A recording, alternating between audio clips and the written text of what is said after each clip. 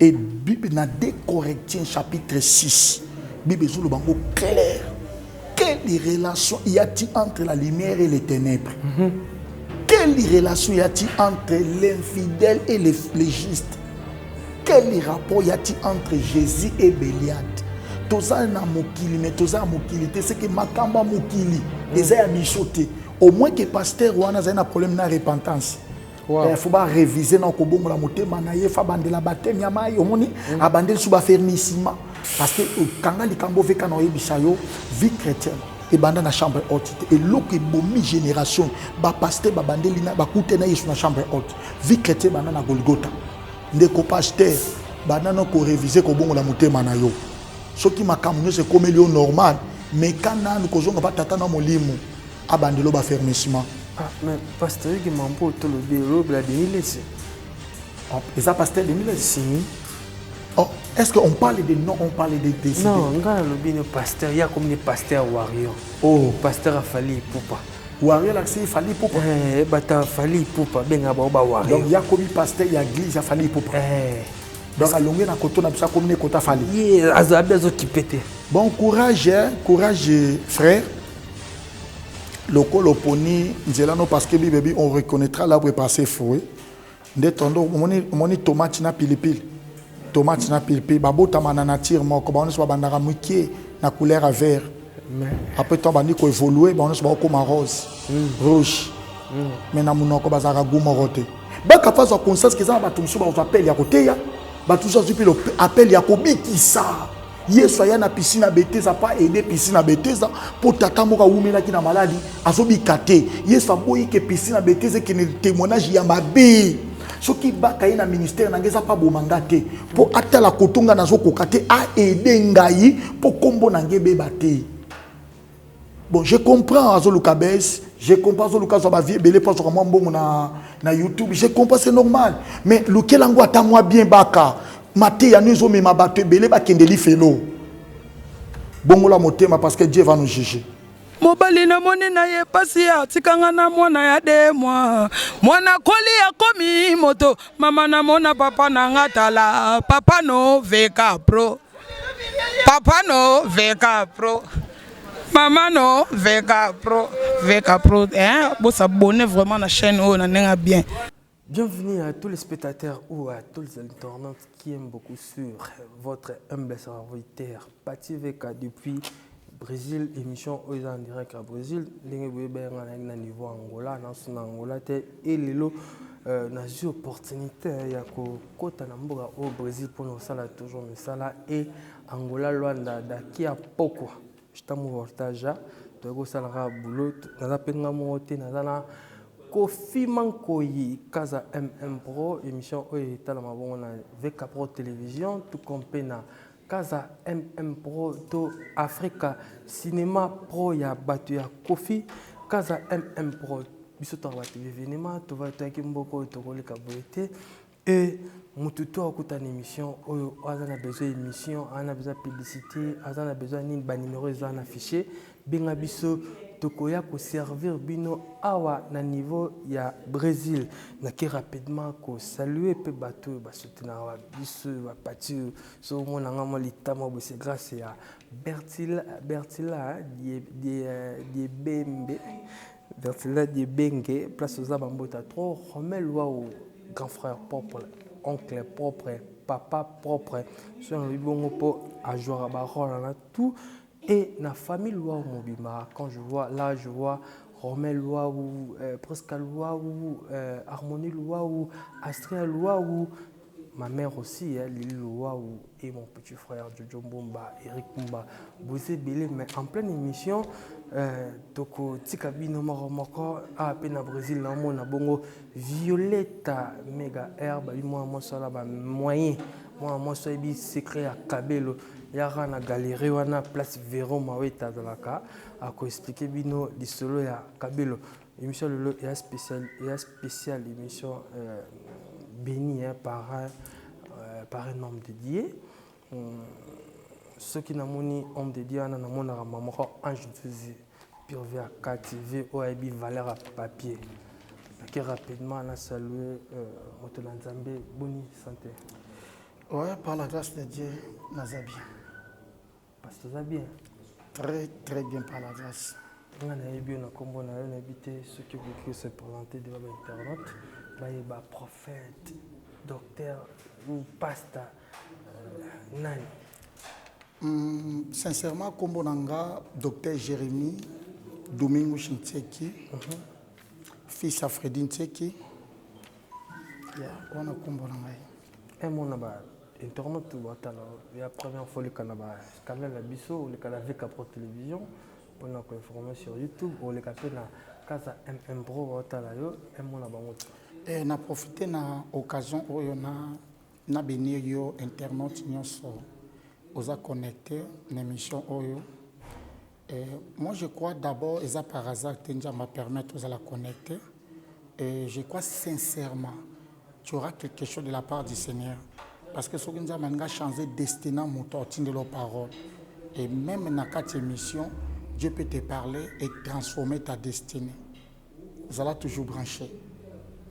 Ok, merci beaucoup. Émission pasteur, c'est pour ça. Batibele ba là petit nanga Manoucho Casimir ba qui en absaki qui na ça l'émission na docteur Jérémy Poyar na tiété, ba na toi tiété na minute ba otala ngai ba clochard Kevin Clochard ba otala nga ba vanité vraiment batibele pour na yebinde batala l'émission. Pasteur, parcours na yo ezalinde pour le comment boy. Normalement, par la grâce de Dieu, Ndengue apporte pas la lobby. J'étais appelé. Et sincèrement, dans Mukanda, il y a Hébreu, 5 Bible lobby, Moutumo côté à Koki quoi tibier dignité Oyo, ce qui nous a bengi été. Donc, si on a relaté, moi, qui parcours nanga vers 90, dans le mouvement, il y a un groupe de prière. Au Babengi, les comme église Maranatha Sabaoth, et puis il y a révérend pasteur Hubert Mouyou. Il y avait un sœur Kombone Lando, je le salue en passant. Vraiment dans la joie. C'est la sœur qui m'avait amené, il m'a la première fois, et amené dans un mouvement, un groupe de prière. Et ils sont venus qui Kiveta, Bato Baibinjil dans le quartier 13. Et banda jourwana ndene ko zobate mamoli mosanto ndenge pe na s'introduire na musala ngo tina ajo nazale eloni pusaka vraiment bonga motema sincèrement ce qui na biza ne loke pusaki nga et peut-être les mususu na kolo bango bienté. Vous savez quand l'Éternel a besoin de quelqu'un il fait sa volonté et loke pusanga te babenganga yesu abenganga yemoko et j'ai senti à l'intérieur de moi la volonté de le servir. Naoki pochango et kanginga mutema nanga mobimba et na comprendre malobo apporte pas la loba qui c'est Dieu qui crée en nous les vouloir et les faire. Il a créé le vouloir en moi. Et c'était pas parce que na linga kiango, c'était pas parce que na choisi ça kiango. Non, c'était parce qu'il m'avait appelé. J'avais 8 ans. Tu avais 8 ans. 8 ans, j'ai commencé à prêcher à 8 ans. Ça dit j'ai reçu le Saint-Esprit à 8 ans. Et je parle avec des épreuves, révérend Ibn Mouyo, il y a Maranatha, Jésus revient, il y a Angel qui veut tazo landa biso. Ser land tozaine vana na Kingabwa, na quartier 9. Donc na Kingabwa, j'avais un ami à cette époque-là, je ne sais pas ce qu'on a connecté landa biso comme les agis Diego. Et je me souviens, j'avais 8 ans quand j'ai commencé. J'ai reçu le baptême du Saint-Esprit, j'avais 8 ans et j'ai commencé directement à prêcher l'évangile du Seigneur. Bonne famille, normalement, ce qui n'a l'oublié. Bon, nazo qui n'a nous grâce, na bota na une famille chrétienne. Oyo makamanza mengate mtu na banjango. Eza bamba famille oyo tokuta déjà koko na bicho. Alingala nzamba kenda l'église et maman nanga prophétesse. Papa n'engage pasteur, donc à côté de la famille, moi déjà ma camanzambe est déjà courant. Ça dit bon opposition que vous engagez pour parcours, mais au moins moi liberté on a na joie qui le quoi déjà nous avons décidé à travailler dans nganzambe déjà décidé à tambola nanga et apporte par le bi ou bandi na bino makamba ko me bino tina suka. Pourquoi yem tabanda nanga azaki fier on me manga tina suka. Il y avait des épreuves, il y avait des combats. Il y avait des résistances de part et d'autre, mais en toutes ces choses, Paul Abi, nous sommes plus que vainqueurs par celui qui nous a aimés et qui nous a justifiés. hyper spirituel. Oh, mais au Dieu du ciel. Donc, na parcours nanga, biso to kutena Yesu na l'église eza lokwa communauté. Na l'église communautaire, to zaka na ba pasteur te atikali définitif na église. Parce qu'après Maranatha, lokwa na baba na sona ki ngabo église cité Bethel ezalaki. Ils sont dirigés par les pasteurs. Si je ne me trompe pas encore, ça fait un bon temps. Et c'est lui qui nous dirigeait, c'est lui qui nous encadrait, c'est lui qui prenait soin de nous. Mais le cas est aussi la permutation. Et dans la permutation, tout ça qui peut gérer dans d'autres pasteurs. Mais d'une manière générale, mon père biologique, c'est lui aussi qui est mon père spirituel. Comme on est, c'est le patriarche Freddy, c'est mon père biologique.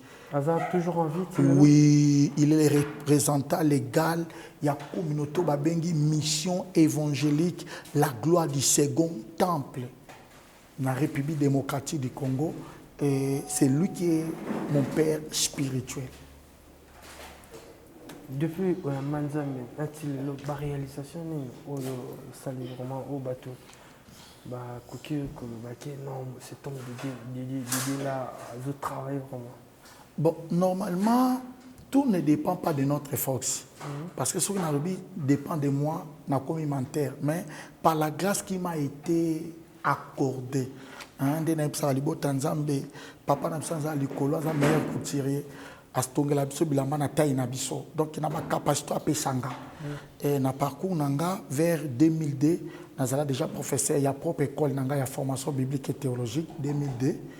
Et dans le parcours, imaginez, pendant 2002, j'ai formé combien de pasteurs, combien de hommes de Dieu dans la République démocratique du Congo, dans le Congo-Brazzaville, dans Angola, dans l'Afrique du Sud, jusqu'ici dans le Brésil, São Paulo. Dans ça même, nous avons formé les hommes de Dieu. Et dans le parcours, nous avons commis des livres. Nous avons commis plus de 387 livres. Nous avons publié dans le marché des livres plus de 10 livres. Et dans le parcours, nous avons commis plus de 500 syllabis. Wow. On a un aspect d'abord non spirituel, surtout qu'un aspect social. Nous avons des gens qui ont fait toujours des responsabilités. Et les gens sont immergés dans des conditions positives parce que Dieu a passé par nous. Dans le il y a la cathédrale de la divinité Kairos. Et nous avons nos extensions, même en Angola, nous avons des églises. Même à São Paulo, nous avons nos extensions, il y a la cathédrale. Bon. Jusque-là, par la grâce de Dieu, nous avons beaucoup encore à faire, mais les paix, on a déjà fait. Ok, parce qu'on a 3 livres, cher internaute, on a 3 livres, mais les livres autour de d'ici peu de temps, on a toujours un pasteur, un rectangle RD Congo, et le Nisalaï qui transitionne, il en Angola. Bon, normalement, la Bible déclare Dieu planifie les parcours, les chemins d'un homme. Il y a un moment où livre les chemins d'un héros. En d'autres termes, il y a toujours ce que l'Éternel a déjà planifié comme une trajectoire au but de Kosibi. Je me souviens encore en 2005, il y avait une révélation. Nzamba convert à l'Axingaï, nakutana frère, nakutana pasteur moko. Et pasteur Nabimon, je n'ai pas compris, Dieu m'a révélé sur toi. Et pasteur, j'avais besoin d'être en église nanga. C'était comme coïncidence. Na kepekuna na teito na sisote ya ezaina njili na quartier 4 par Bishop Tishik. Wazape na l'église na Luanda. Je salue Bishop Tishik Nzao na njili quartier 4. Et ton na kete ya pa na e collaborateur ne sko zo ibisanga ke pasteur tango zote ya nzamba zolo bananga au mono na Angola. Oh na zape na famille na Angola. Mais personnellement, nous avons un programme nanga. Donc j'ai compris que nous avons un côté en église wana pour bien aimer wana a excité nga vérité wana. C'est par lui que j'ai compris que le plan de l'Éternel voulait qu'il se déplace vers l'Angola. C'est-à-dire que passe à côté qui tout bon Angola. Non, quand je dis que dans la famille, déjà tu comprends que nous avons raïs, c'est que Congo n'est pas un Angola, c'est un Angola. Comment en Angola, la difficulté déplacement, nous avons pas de difficulté. Sincèrement, déplacement. Nous sommes comme des petits Jésus. Hier, en Israël s'est retrouvé en Égypte. Donc, déplacement, nous avons planifié par Nzambe. On a raconté des difficultés. Même le chemin est planifié par l'Éternel, au coup tapé va contraire. Mais plus important de quoi arriver. C'était ça, il y a des difficultés, il faut s'adapter à la langue, il faut être francophone, ou dans un pays portugais. Il faut adapter le message par rapport à peuple au Kouti.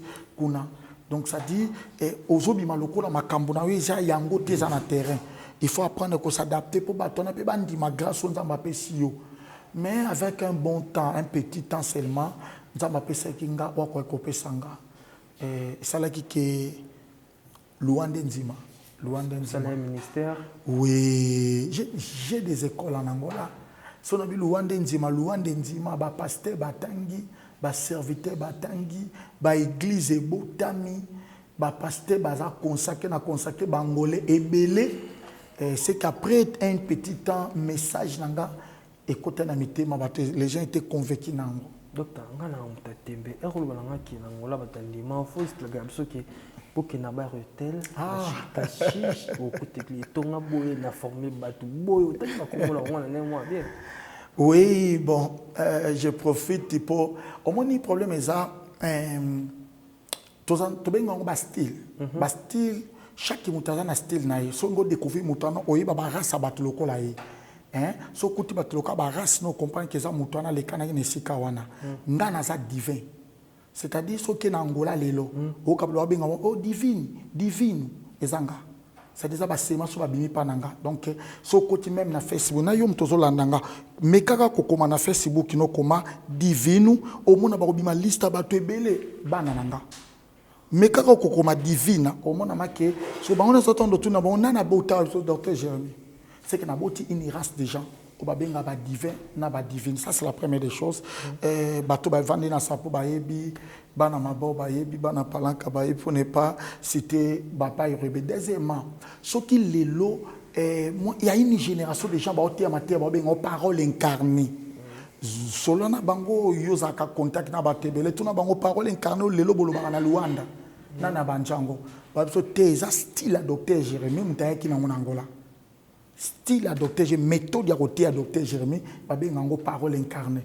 Donc, pour ne pas citer tous les autres noms, parce que jusqu'aujourd'hui, nous sommes au Brésil, mais na téléphone, nous avons Angie, José Konda, confirmé que papa n'a pas ça, donc na téléphone, nous avons Tilelo. Au moins, nous avons plus de 100 personnes au Batanga régulièrement Tilelo.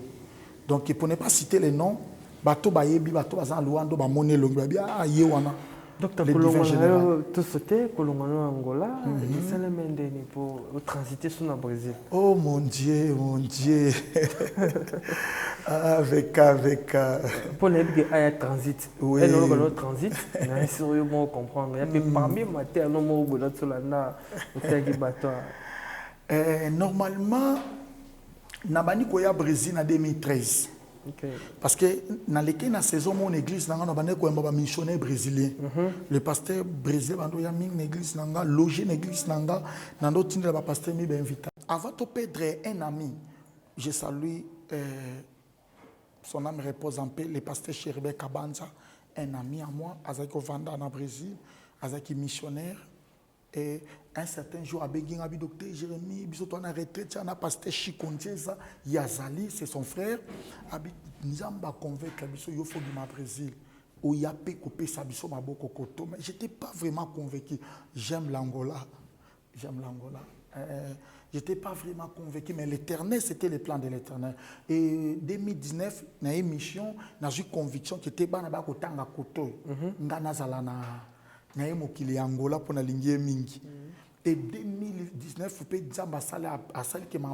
Simba. Angola. 2020, il y a une mission na Kangami. C'est-à-dire qu'il y a une mission comme dans le mois de mars, avec objectif de mon système il y a pandémie, il y a Covid, et un mot Covid, merci à Covid. Parce que à Kanginga, il y a Kanginga vraiment makasi na ye. Et puis que tellement de là ko bimeza te na komi ko mesana pe na mboka mobe na ndeko ko kipete na komo mesana isoki covid te lem so cathédrale Brésil botamité na ko mesana ka wana cathédrale Brésil pe et botami na komi pe na une certaine responsabilité na São Paulo il fallait que la cathédrale moke botami pour na ba ndekunanga ba afro mais botami vraiment une mariage entre les frôles et les lusophones au moins que yé mundela ndimi ministère na yo habité cadré biso au moins na je peux moi responsabilité na bon et à moi transit na moi temps wana na tika pese masinanga na mboko. OK. Un grand merci na bateau tout batala ngai Neftali Nditisa poto na poto Brésil na maboko ye voisin na ngato azala na ye Violetta Mega R Mokonza Kabelo la galerie na solo ta Kabelo bien vraiment dans bateau sur le champ. OK pas Violetta Mega R muninga bato a Véro Mawiti maman na Persida na maman na Persida. OK. Pasteur, pandémie, oh, il faut faire ça, merci la pandémie, hein, pour une église, ah, la Bible, non, waouh. C'est-à-dire qu'Angolo, ils ont la souté, pour le niveau de la monnaie, ils vont dire, ah, au salut ministère, non, ah, la comboni. Premièrement, Angola, nous avons la souté, Angola, ils ont Canada. C'est que nous avons toujours un cheval entre Brésil et Angola. Naïko, ça, la ministère mon société une continuité à œuvre déjà existant. C'est-à-dire œuvre ngo yangwana kako za Angola, yangwana payé kobanda. Même Combo je crois. Combo nango za cathédrale de la divinité Kairos. Donc pandémie en quelque sorte on a yé moyena bimezate. Lokola musalo nzamba pesanga et sauver des vies. Na bandi ko sala musalo nzamba pesanga nde eboti implantation ya église nesika oyo. Combien de mois déjà depuis normalement, l'église est salie un mois. Parce que Tobanjango le 23 janvier. Mais pour se dire, pour tout comme on a ouvert l'église, il fallait nous connecter au Nabato. Place na komela qui nous permettre na yebana ange. Ange José Konda. Na bandina nous yé mutaliboso na joie na bandi ko enseigner. Tant nazo ko enseigner mbala moko nzamba créer sous Judith Manunga. Na bani sou ko enseigner plus nazo ko enseigner bango ils ont créé une famille et partant de ces familles là wana na vivre peka na ok ba mission nazo tia pa ba Nigérien parce que na té presque na ba communauté na té ka pa ba brésilien té ba image ezali na té pe ba Nigérien et na moment na pe na former bango tant na moni que taille comme convenable ndé na lancer musala et banda le 23 janvier j'espère que bientôt un mois. Koyanga na yaki na kamwe na moni plus de 50 brésiliens. En plus l'église na yo kolia na ko melelo papa. Na biti yango bat bazo belé na waneza kaka ngola nzambe. Vous savez docteur David de Palobi Boy so ki bat balandi ministère na yo pour ne lo comme si c'est le banzambe te échoué. Biso to convaincre ba ton parole. Ko lisa ba accessoire les gens ne viennent pas d'abord pour manger, ils viennent d'abord pour écouter la parole. Wow. Pasteur, on a 3 livres. Ah, on a habité un livre nyonso comme aura pendant la pandémie. Non, normalement, VK, oui. On a commis 3 livres. On a commis 387 livres. On a commis plus de 100 chansons. Pasteur, quand on a tant la pandémie, on a commis 387 livres. Non, le problème c'est quoi? Bisson on a parcours, il y a place où on a coûté na bisonga, coûté na 8 ans. C'est-à-dire, tananga nyonso. Ezaki offrande na pesa kinzambe. C'est que na bandi ko komabanda na République démocratique du Congo. Vous savez, lorsqu'on écrit et le but est à facteur à publier à mon côté. To komaba écrire to amagasiner yango. Pour tous le temps convenable to lancer yango. Donc parmi les 3 oyozana on a maboko, ils ont fait partie de produits auto lancés déjà dans le marché. À part au premier livre lancé. Oui, le premier livre lancé en au Simbiwana, au bleu, titre Le chemin d'un héros, où ils avaient version portugais au mécanisme au camus d'un héros. Ils avaient version portugais, mais version française dans pesa Le chemin d'un héros, objectif à livre oyo, ils ont conscientiser mutu, aïba vraie valeur naie, non selon Batu, mais selon Zambie, parce que c'est lui qui nous a créé, n'aime valeur nabiso.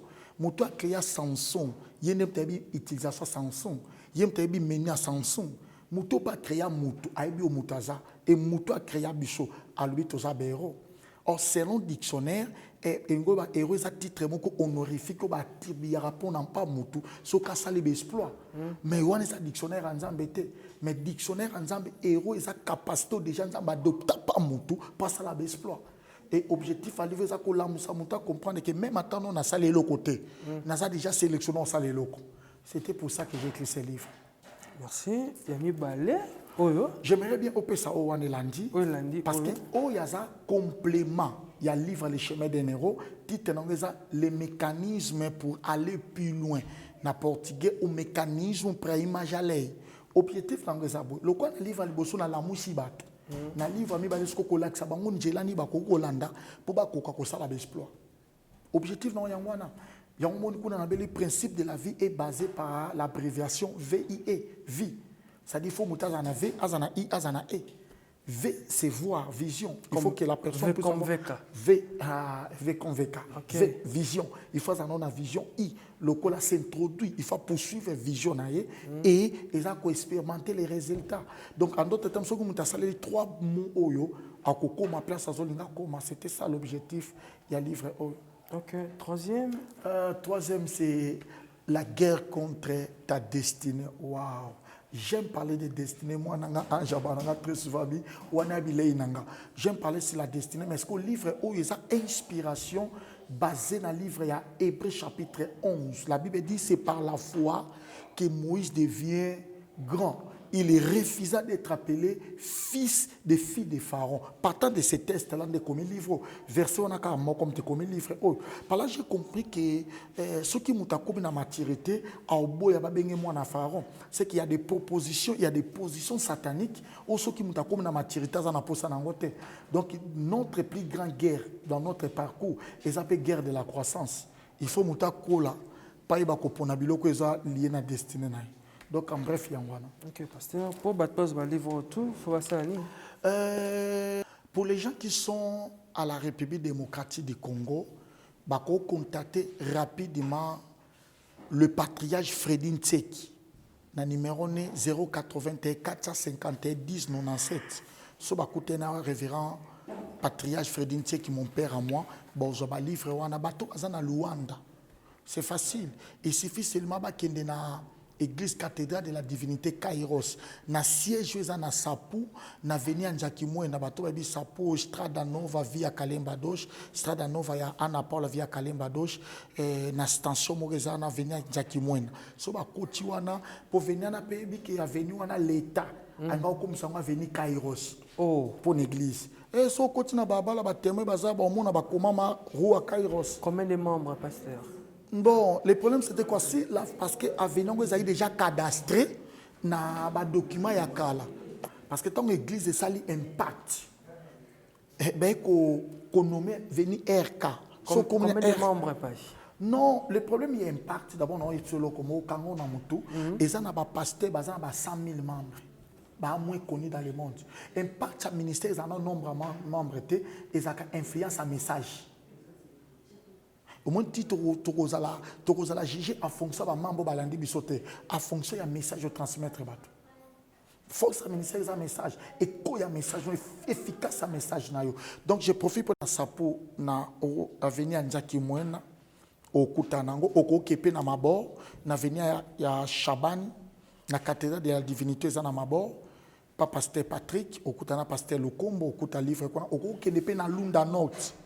Pas évangile c'est ZBD na cathédrale de la divinité et zakuna okuta lisusu ba livre wana même so yepe na São Paulo awa na Brésil na Vila Maltide ya pona bino boza na Luanda ongo contacter boza livre ba numéro zo le kana na écran obenga numéro moko wana et okota contact na bango. Pasteur, aujourd'hui, plus de 100 ans, invité aux compositeurs. Oui, par la grâce de Dieu, bon, dans le domaine, il y a inspiration.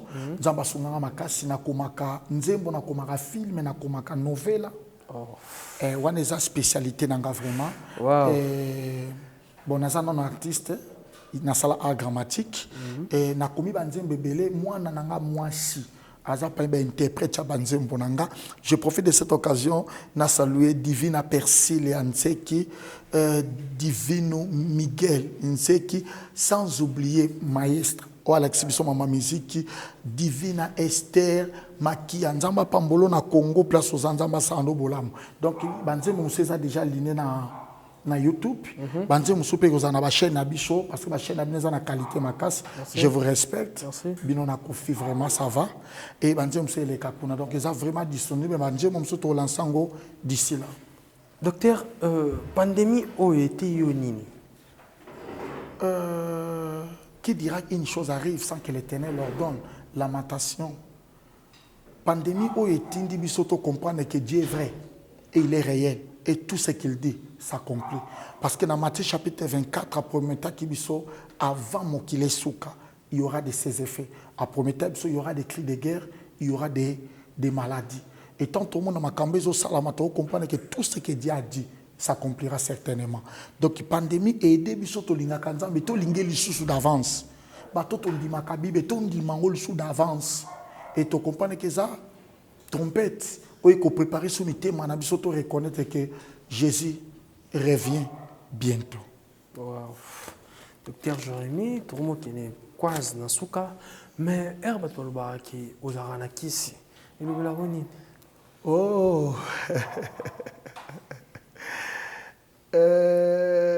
Kiss.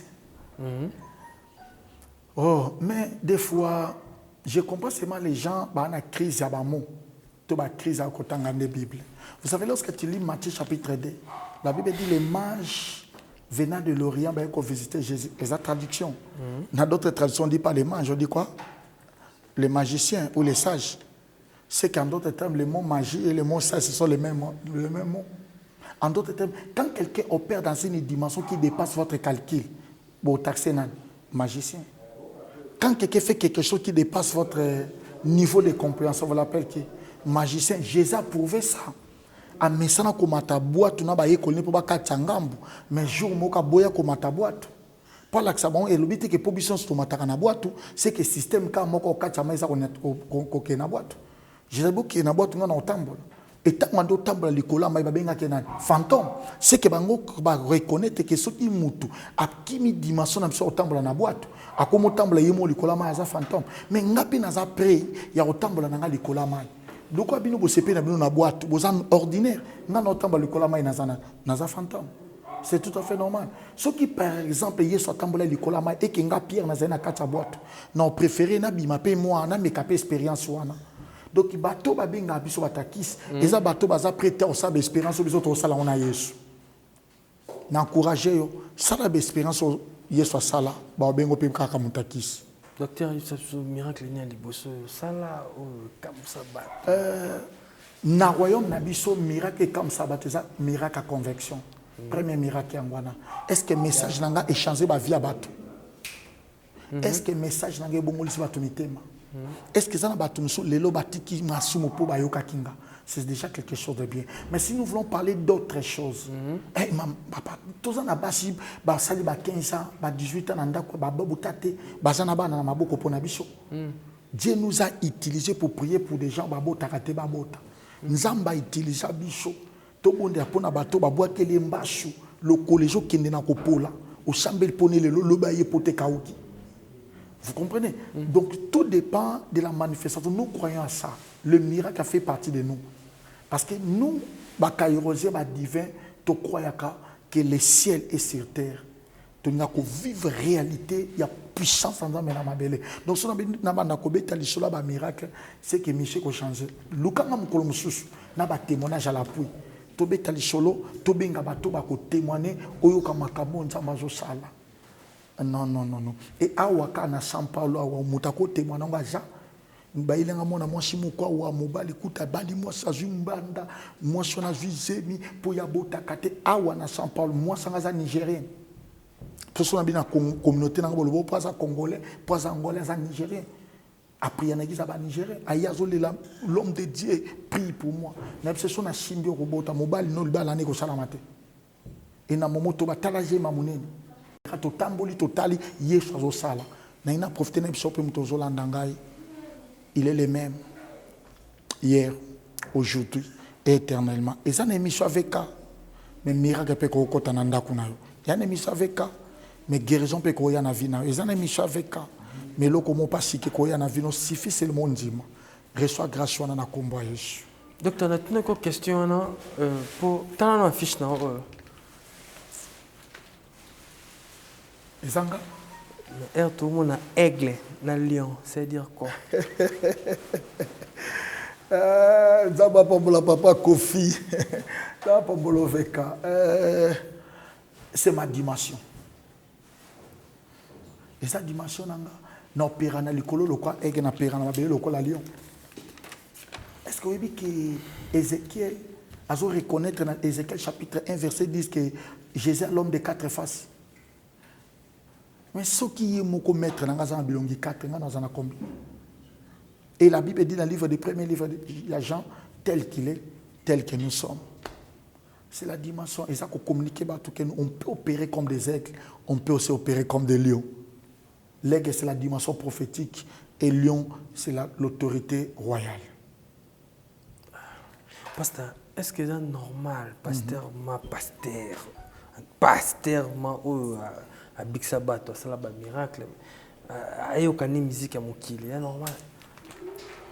Bon, ce que c'est un pasteur moko, azoyokane à mon normal, ça les faut kutana na vraiment avec. Kutana ye omeka ko tourner so bien. Parce que Bible on a na salelaka. Et kabola biso ba secteur. Biso toza na mokime toza na mokilité. Et Bible toza na mokime toza na mokilité. Et Bible na 2 Corinthiens chapitre 6. Bible zo le bango clair. Quelle relation y a-t-il entre la lumière et les ténèbres? Quelle relation y a-t-il entre l'infidèle et les justes? Quel rapport y a-t-il entre Jésus et Béliade? Toza na mokili, mais toza mokilité, c'est que makamba mokili, les a bichoté. Au moins que pasteur ou a un problème de repentance.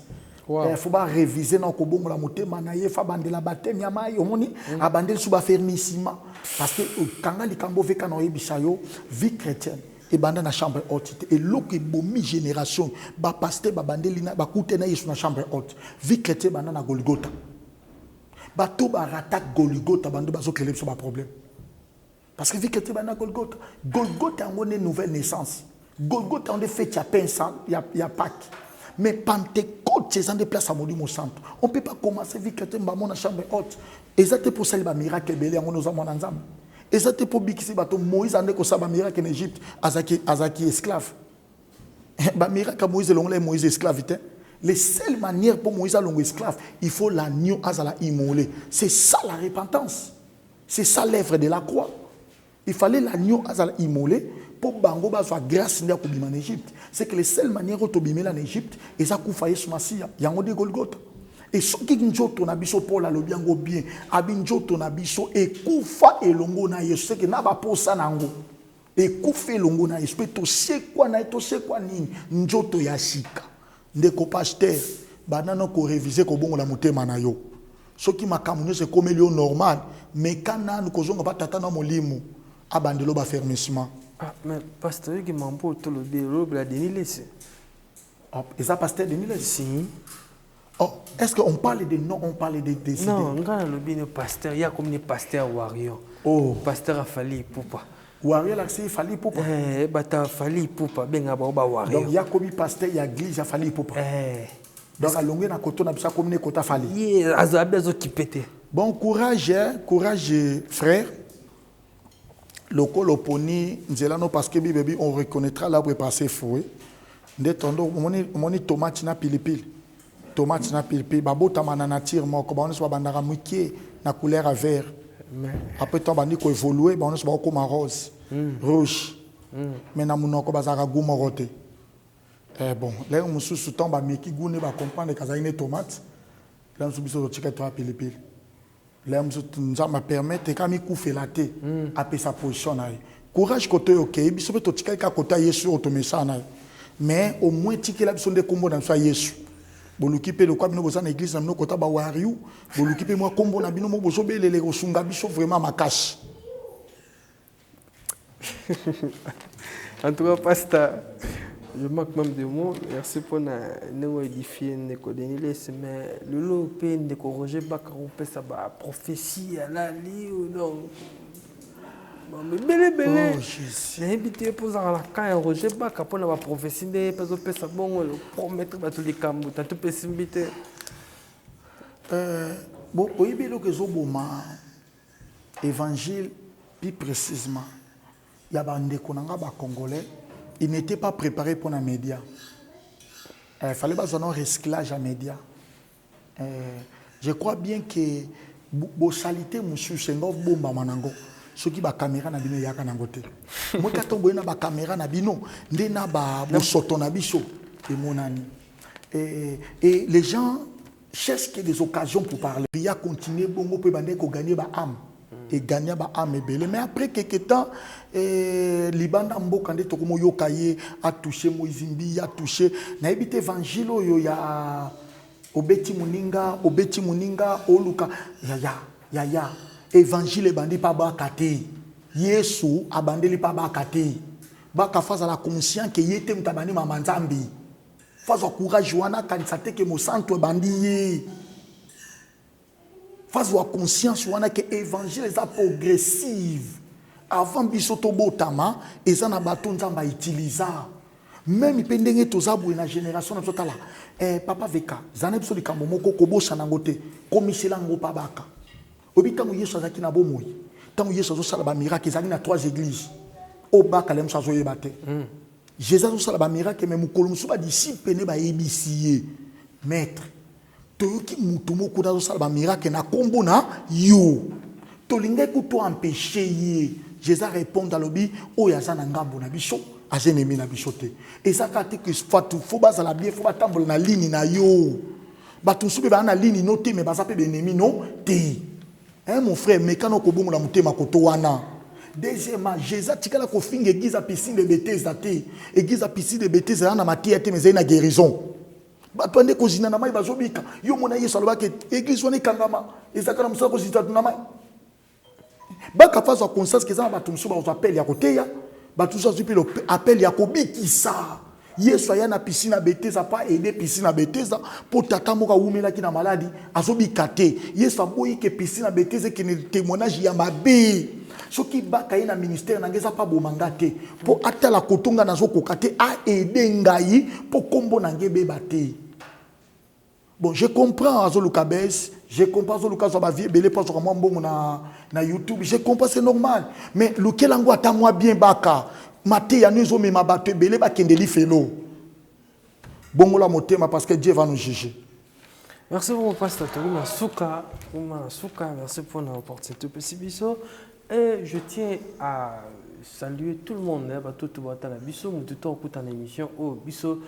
Tu sais un soutien il y a monté pour écouter l'émission ou s'abonner commenter aimer et que ça le bien dernièrement on passe ta pote dernièrement nzamba pambola famille nano ya Kairos au baza en Afrique baza awa nako passer parce que j'ai mes enfants à côté de moi nzamba pambola Gédéon a pambola Williams baza pemena papa nzamba pambola Lukomo Mendes Nzamba Pambola, pasteur on a tiki na Angola, lokola leader d'abord Lukombo, Sébastien, Nzamba Pambola, Sébastien Tingi. Ah, bah le colote,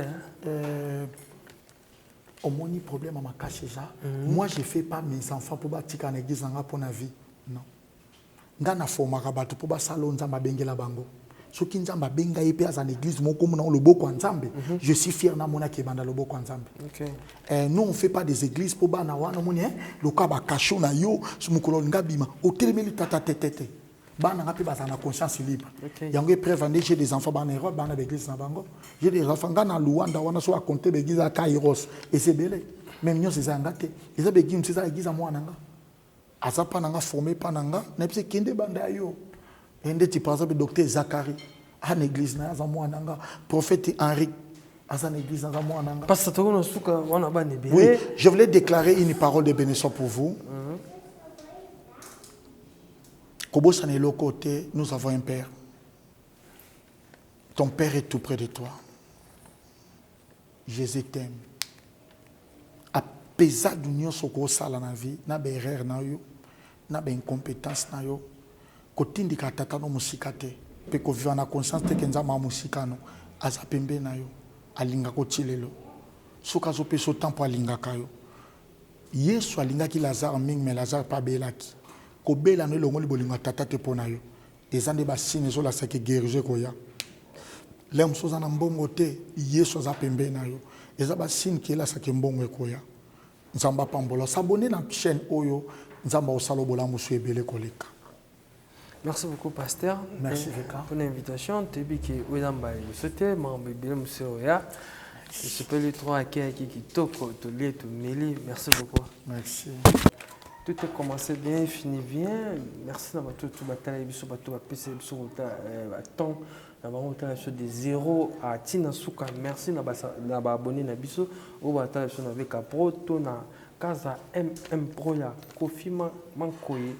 Quand frère propre ou tous années voilà c'est ma caméra ce moment là l'image c'est grâce à lui et je tiens vraiment à remercier ma famille nanga bateau sala ki ngana zala Bertila di Bengue maman sociale ba mota trop Romel Louaou Claude Louaou Astral Louaou Harmonie Louaou presque Louaou Claude Louaou vous êtes belé binoto ba Louaou ba Jenita Louaou ma famille nanga il y a trop de place aux âmes sans oublier ma mère Lili Louaou Eric Mbumba Manucho Casimiro Violetta Mega R Véro Maroueti ma place aux âmes ma moto et tout à la prochaine là-bas émission Moussousou bye bye.